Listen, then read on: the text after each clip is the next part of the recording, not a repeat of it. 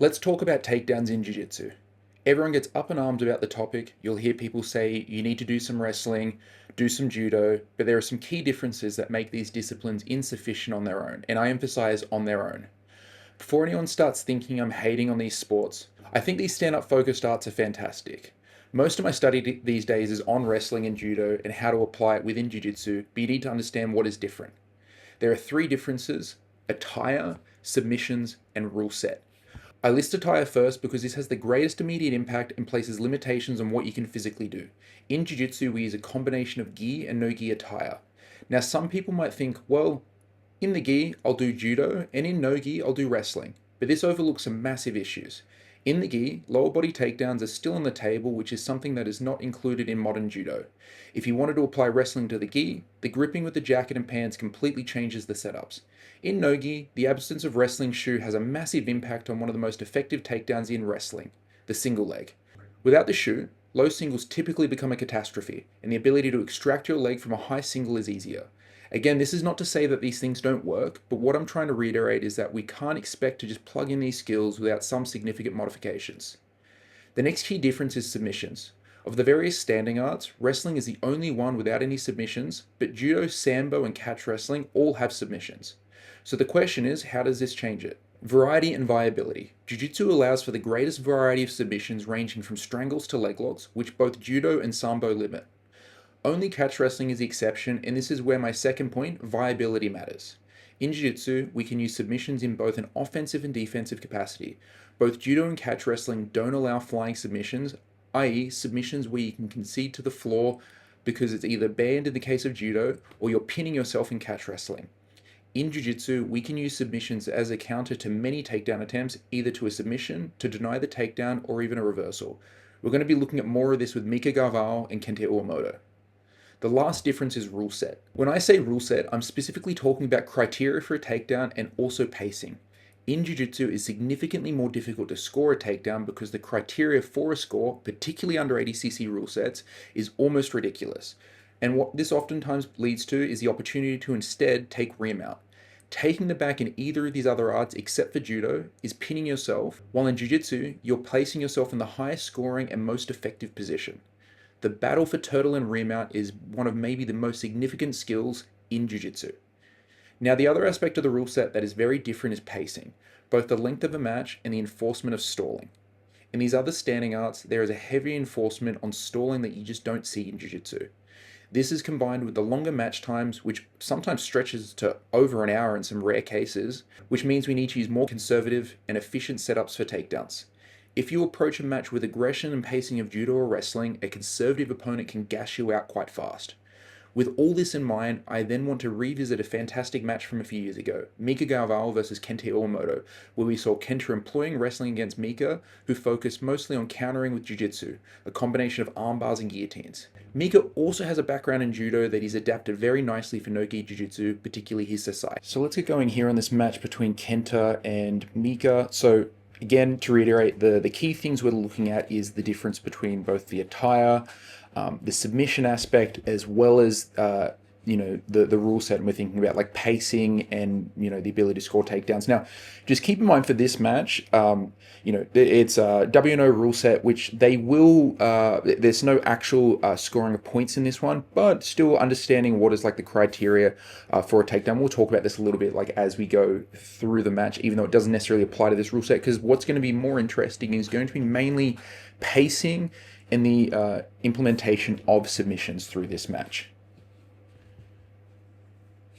And so, as I'm talking about here, one of the things you'll note is the quite tall posture from both grapplers compared to, say, for example, wrestling, it might be much lower down. Now, why is this? Well, if we think about, the sort of attire that they've got on, notice no wrestling shoes. And so one of the things I mentioned is how low single legs aren't as effective, in like a no-gi rule set because of the fact that, you're not so grippy on the foot. This means that, you shoot low to a single, you don't have the same sort of connection to someone versus if you grab much higher up on the leg. And so generally speaking, what you will see in jiu-jitsu matches is that people need to focus on defending above the knee. Now, if we think about then, how does this affect stance? Well, holding a low stance can actually be quite tiring. Can you feel it in your lower back after an extended period of time? And I'm sure wrestlers in wrestling matches feel it too, but it's either that or you've got to accept getting shot on. And so what you'll see is people taking much taller stances in jiu-jitsu because they only have to worry about defending above the knee. And so the idea is then, as long as you can reach and intercept shots that are going to be about knee up, then you're good. Like notice here with Mika, like he's not reaching quite far down, but there's also then in Mika's case the fact that he's very good at countering a lot of shots.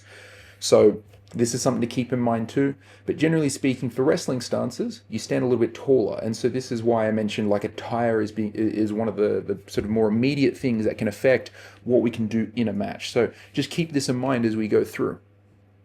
And so seeing here, see how, for example, like he's not trying to take like low shots, and also not going too aggressive on the shot there. Like notice, for example, he was quite conservative here in the fact that, yeah, he attacked and he potentially could make a level change here and shoot. But when we look at the fact that this is a 15-minute match, you can't just come out the gate and go swinging, because then you're going to get very exhausted very quickly and then potentially, causing yourself to get submitted later in a match. And so pacing is very important, especially when the referee is not going to be that aggressive on stalling calls. There's not really the incentive to try and come out super hard, because you're just going to be potentially placing yourself in a lot of risk. And so notice there, so I mentioned like Mika having a judo background, for example, and you're going to see the use of more ashiwaza. And one of the beauties of this in jiu-jitsu is, one, you can sort of expose your leg a little bit with some of these threats, as well as the fact that you can throw out a lot of ashiwaza and sort of see what results you're going to get from your opponent, which is, of course, you do the same thing in judo as well. But it's also a very conservative way of starting to attack your opponents with different sorts of takedowns. So you don't have to make big stance changes. You generally don't have to make large movements. It does obviously require a lot of skill to be able to use these sorts of techniques, sasayas, diashis, things like this. But they are a great option in nogi jiu-jitsu in like the standing position. So you can see here, just some gripping up on the upper body. And so you'll see a much bigger emphasis in nogi jiu-jitsu because of the fact that, like, as I mentioned, like a lot of leg grab takedowns are tougher because of the lack of wrestling shoe, and you don't have the same follow-up options, particularly off of a single leg. Don't get me wrong, double legs are still fantastic, but they're just a little bit harder to get to compared to a single leg, where you've only got to get a hold of one leg. But then when you grab a hold of only one leg, you lose a number of options on actually finishing. So you'll see a lot more upper body takedowns in jiu-jitsu. And so we see here Kenta working the underhook, working almost like an Iranian style sort of underhook here and trying to get towards a pinch headlock. And as a counter, we're seeing Mika trying to come in with this Uchimata. Now he could potentially switch this to an Ouchi as well, but chooses not to, almost getting snapped down there by Kenta actually. And so again, like see this here. So as I'm talking, I mentioned like the more conservative wrestling style that you're going to see in jiu-jitsu here is Kenta reaching here, and there is the opportunity for him to actually chase this here potentially, but he's going to have to make a bigger level change and start getting underneath, which is, as I mentioned, not very viable. So you're going to see people mainly defending more towards like the upper body in jiu-jitsu. Sorry to interrupt, we're doing a pre-order for both this pink kit here and the kit that I wore at ADCC Trials. Pre-order ends August 11th, and I'll put the link down below. And so now what we're going to see in this sequence is exactly what I'm talking about with the use of submissions countering takedown attempts in jiu-jitsu. So we're seeing Kenta doing a good job here using this nice Russian tie to get across to the underhook on the opposite side here. See him, transferring that head position there. Mika doing a good job keeping his elbows closed. One of the big things you'll think about when you're taking an underhook is generally if you can, you're trying to get the elbow open of your opponent. And Kenta even getting towards double underhooks here. But watch this. So Kenta does a good job here, getting to his double underhooks. Oh, actually, sorry, he doesn't quite have a second underhook on this side. Like he's inside of the elbow, but hands not on the outside. But see how he uses this here. He passes the elbow to get access to the legs, and using that Kouchigari as well to try and pick up the leg. And see this here, Mika on the opposite side of Kenta, using this to enter into his armbar. Now, notice this is a reaction to Kenta's takedown. So in a lot of rule sets, Kenta would have just won the match. He got his hip on there. When Mika's two shoulder blades touch the ground, if it was catch wrestling, this is definitely a takedown. So But watch how this plays out. If this was ADCC rules, this scores nothing for two reasons. Let's say Kenta takes Mika down and actually pins him there. Oh, sorry, gets his shoulders to touch there and there was no submission attempt. Kenta's got to then hold him there for 3 seconds for this to be a score. But of course, this doesn't happen. Like, he doesn't hold him there for 3 seconds. But also, as well, the fact that Mika's going into a submission attempt here. And while he's got the submission attempt, there can be no score from Kenta, even if he managed to hold him down here. And Mika's now also using this submission attempt not only to deny the score, but also to keep things moving on through into his own genuine attack, just like this here. Now, Kenta's doing a good job. See how he manages to sort of rotate around the corner there. But then Mika does a good job here, then countering Kenta's turning escape on the arm. So we saw him use this sequence here against Roberto Jimenez, where he sort of rotates around the arm here against these armbar turning escapes. Kenta eventually extracting his arm. And this scores nothing. And then look at this here. Look at this follow-up. Armbar escape into a crab ride attack, but then heisting back up. But this whole sequence in Jiu-Jitsu scores nothing. You maybe get an advantage if it's an IBGF rule set, but then Mika also gets an advantage for the submission attempt. So it's effectively neutral through that whole sequence there. So we'll just quickly roll through it again here, but see this here. Kenta's hitting his, essentially looking for his knee tap there off the underhook, and Mika's using Kenta's own underhook against him here to enter into his armbar, just like this. See how he basically concedes the takedown. And in any other rule set, this would be a score against Mika. If it was judo, match over. This is Ippon right here. Of course, you can't grab the legs in judo, but you get what I mean. And so we're going to see here again, just some more upper body tie-ups, and notice again, quite upright posture. A little bit different though. Once you're actually connected with each other here, you don't need to necessarily take a low posture, just because you've got the person tied up with you and they then have to put a lot of work into actually start getting underneath your arms, but even still. And so we're seeing sort of the attempt at some Ashiwaza from Mika here. Kenta using this, start clearing the grips, and see how he goes to take his shot now. And notice again, gripping above the knee here, actually then ending up below the knee here. And see this, Mika using this to start countering with his own upper body submission attempts. So we're seeing the front headlock into the armbar here out of this. Again, so any other rule set, this is a score, this is an Ippon, this is a takedown, getting the shoulders to the floor. Jiu-Jitsu scores nothing right now. If Kenta manages to escape and keep Mika down, this will be a score. But right now, scores nothing. If in the process of this, Mika, manages to roll himself out, then it's, again, still nothing. Maybe an advantage in IBGF rule set, but also Mika's submission threat is also going to score him an advantage. So again, it's neutral.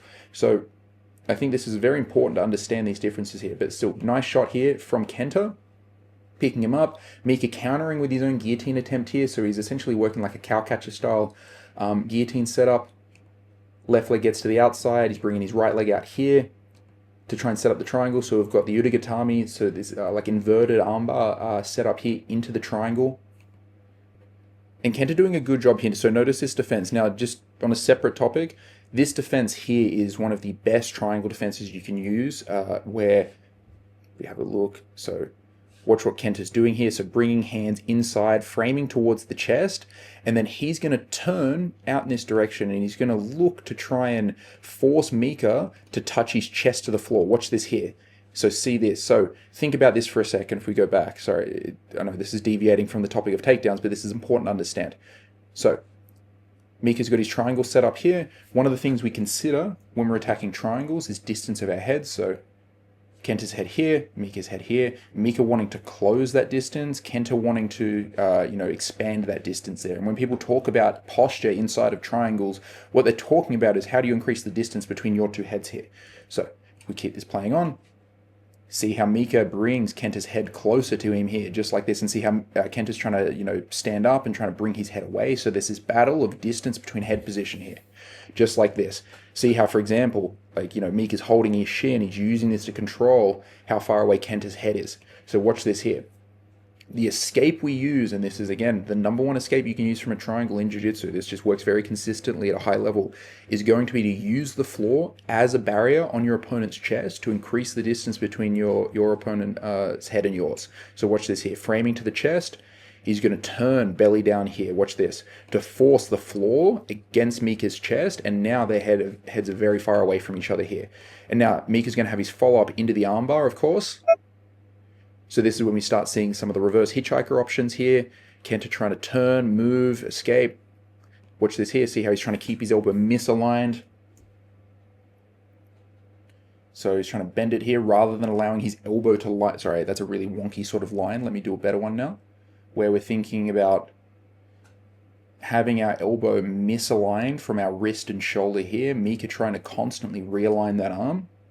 And then Kenta using this to escape. And so just going back to that topic of takedowns, this scores nothing for either player. And so now we're going to see this low shot from Kenta here, see the level change, ending up below the knee, but see how difficult it is without the shoe for Kenta to hold on to Mika's leg, and Mika's able to start extracting his leg here. But then he uses the front headlock to start trying to counter what Kenta's going for, and again, starting to set up different sorts of submission attempts here. Still scoring nothing from Kenta in any rule set right now.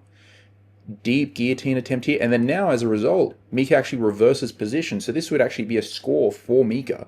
So Mika effectively got taken down, but he actually scores out of this. Depending on how you... Actually, it would depend slightly on how long they're on the floor for. And it wouldn't be a takedown score for Mika, just to clarify. This would be a sweep score. Kenta clearing from the inside tie, shooting towards the leg there. He does actually have a nice grip on the heel here, but again, still not necessarily able to hold... It's still not necessarily a very effective way of taking someone down without the shoe on. Really, the only reason he got Mika to the floor here, I'd say, is because of the fact that Mika's committed to his guillotine. So he's got a nice guillotine here, using this to start getting his legs connected towards the hips. And this is a key thing here when you're attacking guillotine, is the fact that you want to control your opponent's hips. So we talk about different ideas for key ideas for submissions. We're talking about triangle before, the distance of my head to my opponent's when I want to finish a triangle. With guillotines and other types of front headlock strangles, what we're thinking about is the distance between my hips and my opponent's hips. The more you can connect your hips to your opponent's, the stronger your finish is going to be. This is why closed guard finishes and mounted finishes are just sort of the pinnacle of front headlock strangle finishes. So we watch this here, so see how Mika's connecting his legs, rolling him through, trying to pin him to the floor here. And see that there, deep grip around the neck.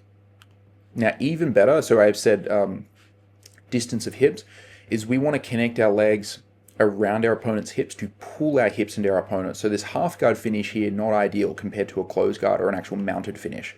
So it's not about having top position when we're talking about the strong guillotine finish. It's about closing the distance of our hips. This is just a key idea there, and then Kenta's done a good job escaping this.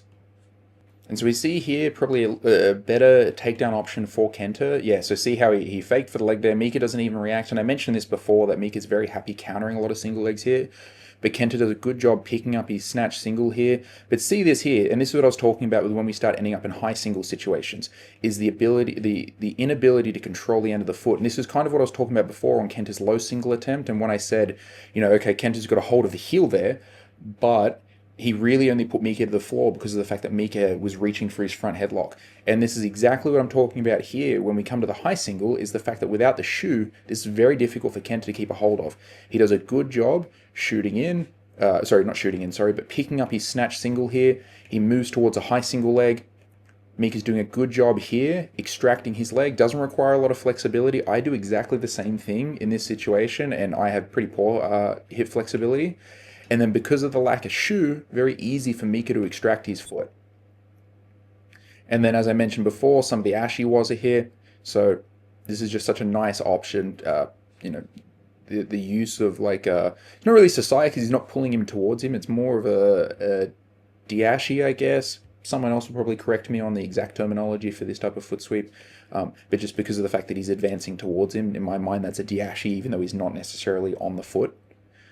To put Kenta to the floor here. And so notice this. So this battle here now to try and assert top position, because again, even if Kenta's back touches the floor there, you've got to solidify top position, hold them there for 3 seconds for it to actually be a score, which means that you end up oftentimes with a battle for turtle. Now in this case, because Kenta conceded, this would be a score.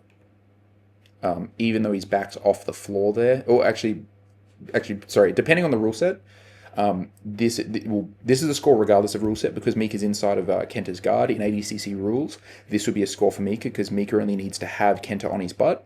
And then in IBJJF rules, you don't necessarily need the back on the floor at all for any sort of takedown to be scored. And this is mainly because, Kenta's starting to get tired. We're 6 minutes into this match here. And so I think Kenta's kind of just accepted it. And so similar sequence to before, we're going to see Kenta using his underhook Kouchigari not a Kouchigari. This time here, it's actually more of a shot, potentially trying to, hook with his leg there to get a hold of it. So we're seeing here. Yeah, so off the underhook here. Actually, yeah, sorry. Not quite trying to hook the leg, more like that Iranian style, trying to step behind the knee here, because then you can use it to lead him backwards. But he doesn't get a hold, and see how he ends up, again, low on the ankle here, but does a good job switching to the other side and getting above the knee on the other side there, but then still ending up on this low single. And see, again, here, Mika able to counter with submissions. In a lot of other rule sets, again, would have been a score against Mika. I think technically it would have been Wazari if it was judo, because Mika lands on his side. Versus, previous attempts, Mika lands actually on his back. But again, here, the use of submissions to nullify the takedown attempt here. Super quickly, like and subscribe. And then see how he's able to use this to stave off getting submitted. So second attempt here. So watch this now. So we've got the shot from Kenta. He does a good job switching to the other side as he starts losing this leg. I'd say if he had the shoe on, he would have been able to actually stay sticky on this leg if he needed to or wanted to. But then Mika's able to use this attempt to enter into his own armbar, just like this here. Kenta's doing a good job, again, turning his elbow, misaligning that elbow like we talked about before. And so Mika instead chooses to disengage. And because Kenta hasn't solidified top position without being in a submission for 3 seconds, Mika's able to start standing back up. Kenta's doing a good job asserting himself here, chasing him down to make sure he can try and, actually solidify the takedown. Again, this rule set, there's no score, but he's still looking to solidify that takedown. And Mika's, again, countering with submission attempts here. So this time now we're starting to see sort of a lat armbar into an omoplata. And now actually he fails at this, so then this does solidify the takedown for Kenta. And so this is one of the big things to understand with how, if you're going to go practice judo or wrestling, what you need to adapt for jiu-jitsu. So when I talk about these things before, about the key differences, this doesn't mean don't go and practice those other arts. Practice those arts, but understanding the things that we need to adapt for the jiu-jitsu rule set. This is just very, very important. Now this moment here, not too important for what we're talking about, but just a quick look from Mika at potentially a flying armbar attempt there. I think he looks for it briefly, but doesn't commit to it because he's quite tired. But I think this is just like something interesting to point out there. And so we can see the harassing of the head from Mika, but notice this. So I mentioned before how far you've got to defend, how far up the leg you need to defend, but see this here, Mika's exposing all of this space here. So this is very, very different. When I'm talking earlier about like wrestling stance and wanting to defend against, not having to defend against like the low shots, you still need to defend against shots. And this is where we're going to see Kenta hitting a nice double leg. And anytime double legs are a fantastic submission. Like this is what I mean. So when I'm talking about, the difficulties of some of the lower body takedowns, talking more specifically on, the single leg. Double legs, very, very viable. This is fantastic here. And this is, Kenta's doing a good job here, keeping his head in a good position to avoid the counter guillotine.